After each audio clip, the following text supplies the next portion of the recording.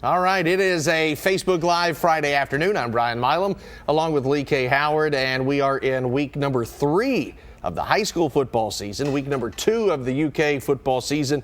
EKU goes to Louisville. There's a lot of stuff going on right now about mostly pigskin, though. Yeah, and you forgot the NFL started last night. What? I mean, it did? So I thought it was an exhibition game. Yeah, it was played like an exhibition game. We've been talking a lot about football. Football is finally here. Right. What I like, speaking of Kentucky and specifically the win last week against Toledo. Big win. Not the sexiest win, but a good win in week number 1. Hey, a win is a win. What did Al Davis say? Just win, baby. Just win, baby. So we're going to take your questions, comments on Facebook Live. Lee K has his phone ready to go to look at some of those. And, another thing that we have begun, and this week will be week 2 of BBN TV. You and Christy are on the set and talking all things UK. So there's a lot going on right now. It is the start, in many ways, of the sports season for the next 9 months. And don't forget, you joined us as well to talk a little bit of baseball on BBN TV as well. Don't So it's mostly football, a little bit of baseball in there as well. So, let's talk about, though, Kentucky's got Eastern Michigan tomorrow. That's going to be another big test, another MAC team, another team that Kentucky should win. I believe they're a 2-touchdown favorite in that game, but it's also one of those opponents That's right. you can't take lightly. We saw 2 years ago when Eastern Michigan came to Lexington, Kentucky won the game, but it was just by 4 points, 24-20. Came down to a Hail Mary. Yeah. And had Eastern Michigan hit an extra point with about 2.5 minutes to go, the game plan completely changes. They don't have to go for the Hail Mary. And, but that was 2 years ago. This is a different kind of a Kentucky team than it was in 2017. But everybody looks at Kentucky, says, hey, you make your biggest strides from week 1 to week 2. Well, that also goes for your opponent. And Eastern Michigan, I know the coaches, they all respect everybody. You will never hear a coach say, well, that's a very poorly coached team. Everybody is, such a well-coached team. There's not a not well-coached team. Even in the for country. a 1-10 team, hey, so well-coached. But listening to Eddie Grant and listening to Mark Stoops and listening to everybody else this week, they are in higher praise of Toledo a week ago. Even though Toledo was picked higher in the preseason poll than Eastern Michigan was in the MAC, the thing about Eastern Michigan that stands out to me is they have a senior quarterback in Mike Glass III, who was very efficient last week. I think he was 20 of 22 on his passing. Pulled a Phil Simms in the Super Bowl. Absolutely. So he's a senior guy. He's not going to be afraid of the moment. Right. He knows kind of what, obviously he was in that game a couple of years ago. Shaq Van is a senior running back. Remember him a couple of years ago. Their leading receiver also a senior, so they've got upperclassmen in some key positions that they're going to come in ready to play and not be afraid of the moment. When you start so well, the only place normally, if you don't keep that high level of play, you can only go down. The receivers were exceptional last week. Yes. The secondary and the defense, after a slow start, really picked it up. I think Mark Stoops had mentioned in the first 3 drives, Toledo totaled like 175 yards. The next 11 or 12 drives, they totaled 175 yards. So it was really good to see the defense get back from the slow start. But Terry Wilson, one thing you have to remember about this guy, he is 11-3 as a starter. It's not bad. And I'm kind of getting a little tired of people saying, well, yeah, but. Hey, when you're 11-3, you're 11-3. Yeah, win's a win. I mean, Yeah. and he is finding ways to lead his team to wins. right. Now, Donald Howard here says, no relation, by the way, says that, at least that I know of, best receivers at Kentucky, or best receivers Kentucky ever had. Oh, gosh. That's quite a claim.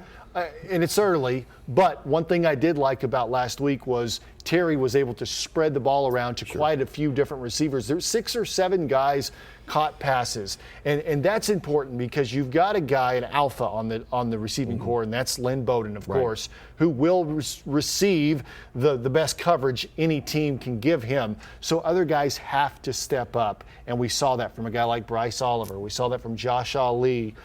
Several other guys. Well, Ahmad Wagner, the biggest target in America, it seems like. He's 6'4", 3 trees short of a forest. I mean, this guy is a huge man, and if he doesn't catch it, he gets a pass interference penalty. You saw the tight ends used. You saw Upshaw grab a couple. You saw Justin Rigg. You saw Wagner at 6'4", like I said, 6'4", 240, whatever he is. There's a lot of weapons, and we saw all 3 running backs get into play. And I know for Chris Rodriguez, he had the 2 fumbles. He wants to have a bounce-back week because he missed so close. A touchdown in the season opener. Justin Rigg got the fumble recovery of the end zone.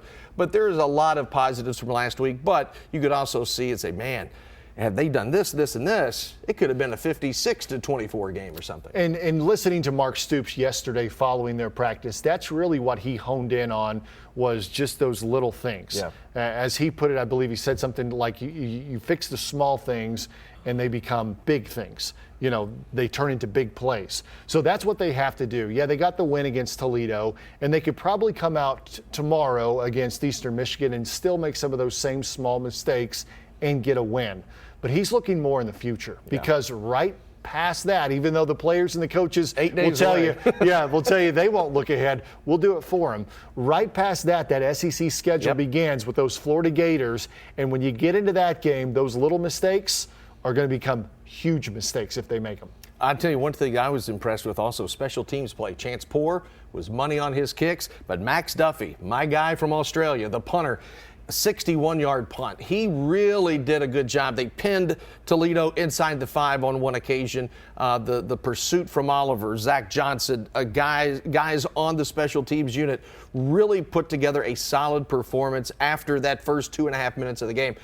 You kind of give UK, I think, after the first 2.5 minutes, I think you give them a solid B+ for a start. And as you mentioned, the SEC starts next Saturday. You've got Florida and you've got Mississippi State and South Carolina, a team that is reeling already. So, and if you can get that win against Florida, not looking past Eastern Michigan by any stretch, you really people start talking big stuff now. Absolutely. And let's talk about that big stuff. Becky asked, how does UK fare with all of the SEC after week 1? Because I think what she's alluding to is there were some upsets in week 1. South Carolina goes down to North Carolina. Missouri goes down to Wyoming, I believe. And then, of course, the big one, Tennessee goes down to Georgia. Was it Georgia State or Georgia Tech? Georgia State. I don't even know the team. $950,000. You bring in somebody, the program, Georgia State, which Bill Curry started years ago, and you get $950,000 and you go into Rocky Top and lay us the smacketh down, and you put the rock bottom on them in Rocky Top. That was awesome. Yeah, so you got to feel good if you're a Wildcats fan. Even though Kentucky had some moments that they could have corrected, some fumbles, they put 4 balls on the ground in that win, it was still a win. And that's a big thing because some of those other teams that we just mentioned, of course, had some growing pains and came away with losses. So I think what it does for me, though, Brian, is it gives me more confidence in where Kentucky is right now at this point in the season. Like you mentioned earlier, everyone's going to get a little bit better each week. But you've got South Carolina, for instance, coming up in a few weeks.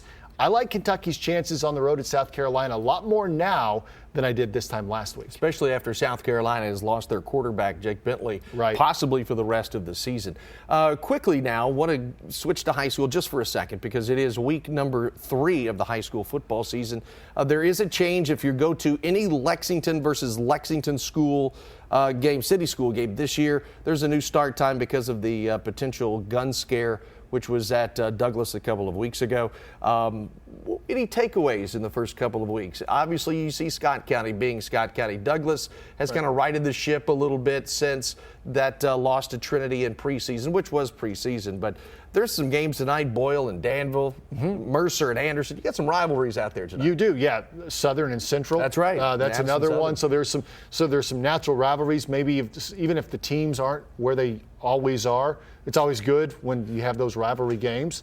So that should be fun. I do want to mention, you mentioned a second ago, when it's a Lexington school versus a Lexington school. So that just applies to one game this evening. Right. And that's the Douglas game at Lafayette. Correct. It only applies when 2 Lexington schools play one another. The game will start at 6:30 instead of 7:30, which selfishly I really enjoy. You know, you were also over in Winchester at the beginning of the year. Tonight they begin a new era of football. For years they played over by the middle school with the what I called the grassy knoll on the visitor side.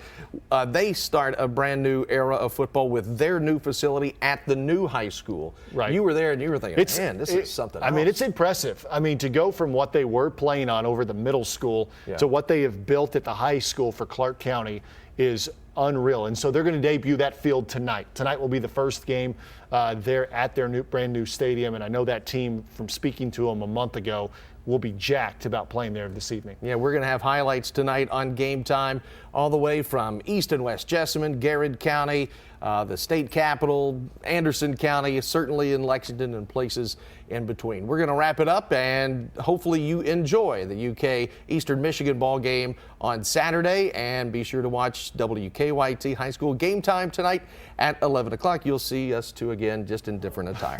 For Lee K. Howard, I'm Brian Milam. Thanks for watching. We'll see you next Friday.